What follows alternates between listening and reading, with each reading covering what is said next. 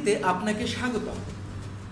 অযোধ্যায় রাম মন্দির করতে দেয়া না হলে মুসলমানদের হজ যাত্রা বন্ধ করে দেওয়া হবে, এমনই হুমকি দিয়েছে ভারতের বিজেপি শাসিত উত্তরপ্রদেশের এক বিজেপি বিধায়ক। ব্রিজভূষণ ওরফে গুড্ডু রাজপুত নামে বিজেপির ওই বিধায়ক সম্প্রতি সামাজিক যোগাযোগ মাধ্যম ফেসবুকে দেয়া এক ভিডিও বিবৃতিতে বলেন, মুসলমানদের পাকিস্তান এবং হিন্দুদের হিন্দুস্তান দেয়া হয়েছে। ভারত হিন্দুদের দেশ, সংখ্যালঘুদের নয়। মুসলিমরা বলেন তারা এদেশে জন্মেছেন, তাই তাদের এখান থেকে কেউ তাড়াতে পারবে না। আমরা কখনো তাড়ানোর কথা বলিনি। যদি 100 কোটি হিন্দু তাড়ানোর কথা বলে তাহলে আপনারা এখানে বাস করতে পারবেন না। তিনি বলেন, আগামী দিনে 100 কোটি মানুষ অবশ্যই রাম মন্দির তৈরি করবে। যদি মুসলিম সমাজের লোকেরা মন্দির নির্মাণে বাধা দেওয়ার চেষ্টা করে তাহলে তাদেরকেও মক্কা ও মদিনায় যেতে বাধা দেওয়া হবে। যদি মন্দির তৈরি করা না হয় তাহলে ওদের হজযাত্রার অনুমতি দেওয়া হবে কেন?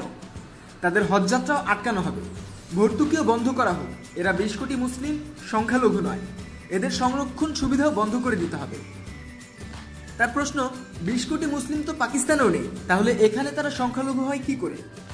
উত্তরপ্রদেশের অযোধ্যায় রাম মন্দির নির্মাণের কথা উল্লেখ করে তিনি বলেন, 100 কোটি হিন্দুকে ভগবান শ্রীরামের মন্দির তৈরির সংকল্প গ্রহণ করতে হবে। শ্রীরামের মন্দির নির্মাণে যদি মুসলিমরা বাধা দেয় তাহলে জেনে রাখুন, মুসলিমদের মক্কা মদিনা যাওয়া রুখে দেওয়ার কাজ করবে আপনাদের বিধায়ক গুড্ডু রাজপুত। কোনো সম্প্রদায় বিশেষকে লক্ষ্য করে কোনো বিধায়ক এ ধরনের মন্তব্য করতে পারেন কিনা তা নিয়ে প্রশ্ন উঠেছে। বিজেপি বিধায়কের ওই মন্তব্য ঘিরে ইতিমধ্যেই নিন্দার ঝড় উঠতে শুরু করেছে।